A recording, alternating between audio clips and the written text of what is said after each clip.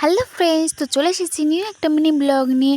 তো দেখতেই পাচ্ছ আমি কোথাও একটা যাচ্ছি, কিন্তু কোথায় যাচ্ছি দি ভাইয়ের কাছে ঘুরু ঘুরু করতে। তো দি ভাইয়ের কাছে চলেও এসেছি। আসার পর ও একটা লস্যি দিয়ে দিল, বসে বসে খাচ্ছি।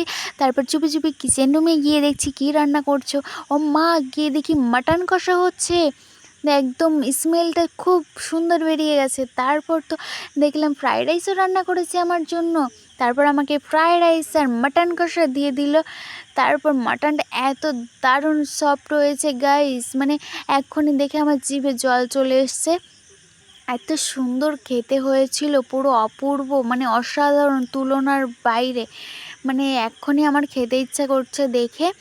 তো সন্ধ্যাবেলা একটু কফি আর বিস্কিট নিয়ে বসে পড়েছি। তারপর বাইরেও বেরিয়ে পড়েছি একটু মোমো আইসক্রিম খাওয়ার জন্য। মোমো আইসক্রিম নিয়ে বাড়িতে চলে এসেছি।